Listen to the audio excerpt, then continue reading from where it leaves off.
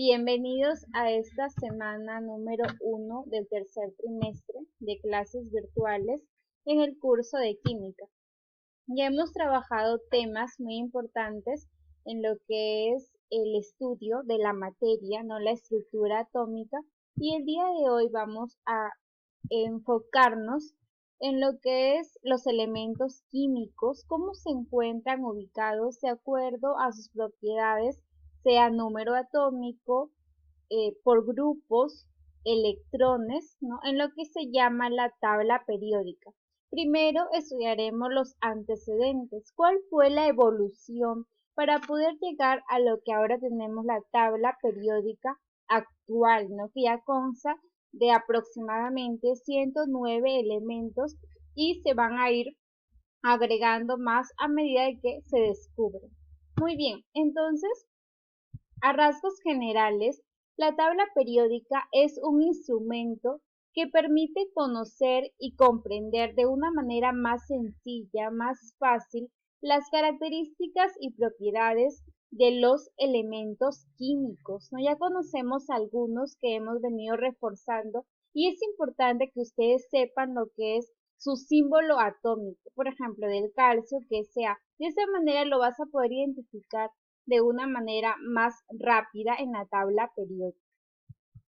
Empezamos ahora sí con lo que es los antecedentes. A medida que el hombre conoce la naturaleza, siempre él quiere descubrir, ¿no?, la estructura interna de la materia y él va observando diferentes elementos químicos que muchos de ellos tienen propiedades semejantes, ¿no?, físicas y químicas. Por lo tanto, para realizar una mejor investigación, los ordena o clasifica según el criterio de la ciencia de su época. Y es por ello que se conocen hoy en día distintos científicos que han realizado grandes aportes a lo que es la tabla periódica, sea para el descubrimiento, ¿no?, de cómo van ordenados estos elementos, de acuerdo a su número atómico, propiedades físicas, químicas que veremos a continuación. El primero que tenemos es Jacobo Berzelius en 1813. Él es un químico sueco que introdujo los actuales símbolos químicos. Por ello, es considerado el padre de los símbolos químicos. Además, clasificó a los elementos químicos en electropositivos y electronegativos. Es decir, los metales son los elementos electropositivos y los no metales son los elementos electronegativos. En la naturaleza, en nuestra vida cotidiana, conocemos distintos de estos metales y que los usamos, ¿no? En casa puede ser el aluminio, ¿no?, el hierro, también algunos no metales. Estos tienden a ganar y perder electrones, por eso se les llama electropositivos y electronegativos. Electronegativos es cuando van a ganar electrones, ya hablábamos acerca de los aniones, y los que pierden esos electrones se llaman los cationes. Entonces Berzelius introdujo los actuales símbolos químicos. ¿Cuáles son los símbolos? Ya sabes que es una mayúscula y una minúscula. Por ejemplo, el magnesio, que es Mg, ¿no?, el potasio, algunos tienen solamente una letra K mayúscula, el boro, el carbono, el nitrógeno, que es N, oxígeno O, y así todos estos se encuentran distribuidos y ubicados en la tabla periódica. Luego tenemos Ley de las Tríadas de Dobereiner en 1817. Él agrupa a los elementos de 3 en 3 en tríadas, de acuerdo con el peso atómico. P.A. Teniendo en cuenta que el elemento central posee un peso atómico igual a la semisuma de los pesos atómicos de los elementos extremos. ¿Qué es la semisuma?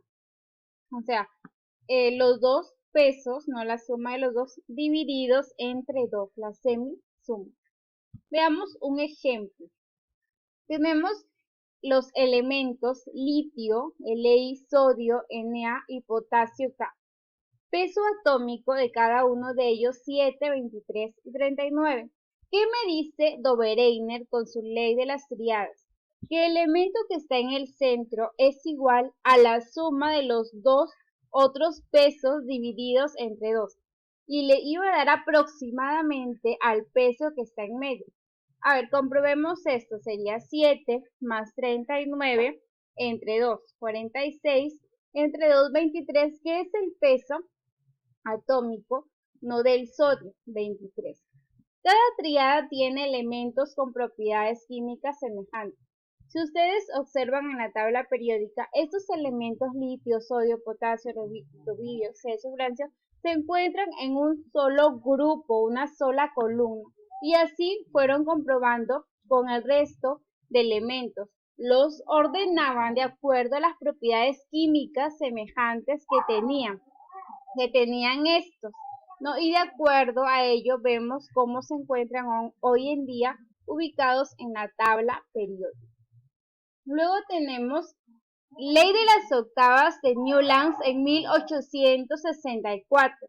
Él agrupa a los elementos en grupos de 7 en función de su peso atómico ascendente, de manera que el octavo elemento tenga propiedades semejantes al primero, cada 7 elementos, y el octavo iba a ser igual al primer elemento del otro grupo, no las propiedades. Por ejemplo, tenemos los elementos litio, berilio, boro, carbono, nitrógeno, oxígeno, flúor, cada uno con su peso atómico. Él los agrupó de 7 en 7. Pero las características que plantea Newlands no se cumplen con todos los elementos. Por eso es que ellos fueron descartando hasta llegar a lo que hoy tenemos, ¿no?, en la tabla periódica. Luego tenemos la tabla periódica de Mendeleev en 1869. El químico ruso ordena los elementos de acuerdo con la variación periódica de las propiedades de estos.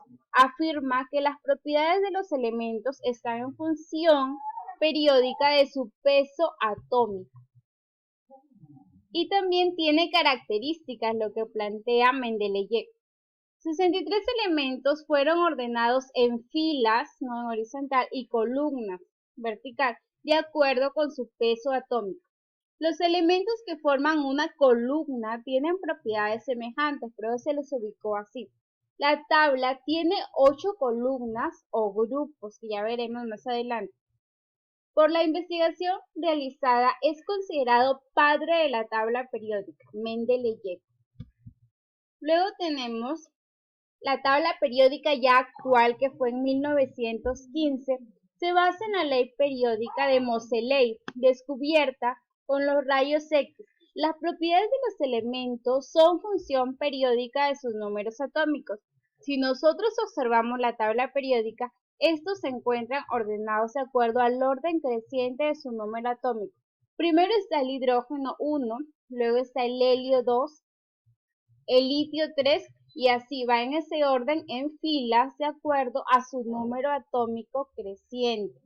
Basándose en esta ley, Werner ya diseña la tabla periódica actual, también llamada tabla periódica de forma larga, ya que se basa en la ley periódica y la configuración electrónica que ya hemos estudiado y que sabemos cuál es la memotecnia que hemos estado aplicando, ¿no?, que era así, sopa, sopa, y de esta manera todos los elementos se encuentran allí distribuidos en la tabla periódica.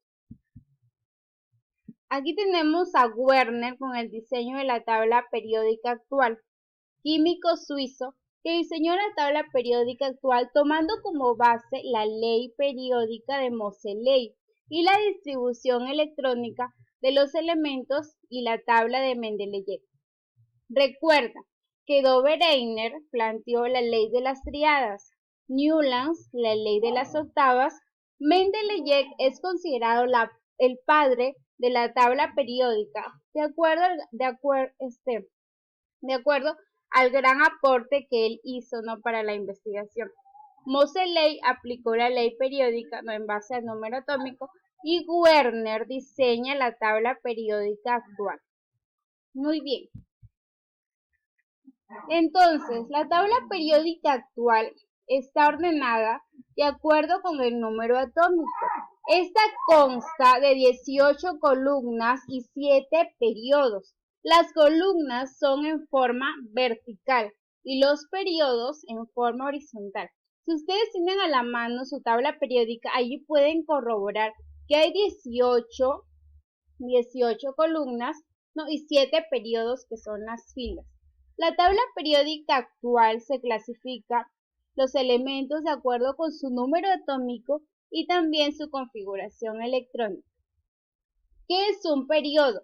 Un periodo es el ordenamiento horizontal de los elementos. Estos poseen propiedades químicas diferentes. El número de periodo es igual al número de niveles de energía que ocupa el elemento. Y hemos realizado la configuración electrónica. Conocemos los niveles, estos serían los periodos. Y las columnas es el ordenamiento vertical de los elementos. Estos elementos presentan similar configuración electrónica en su mayor nivel. Debido a esta característica también se le llama familias o grupos, ya que presentan propiedades químicas similares. Entonces aquí tenemos la tabla periódica. Hay 18 columnas. La columna número 1, 1A, que es el grupo de los alcalinos.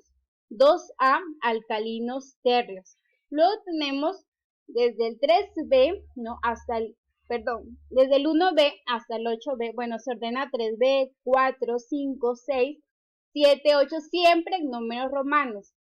Luego sigue el 1B. Todos ellos son llamados, ¿no? La familia o metales de transición. Luego tenemos 3A, 4A, 5A, 6A, 7A y 8A. Los 3A es la familia de los boroides. Ahí está el boro, aluminio, galio, indio, talio.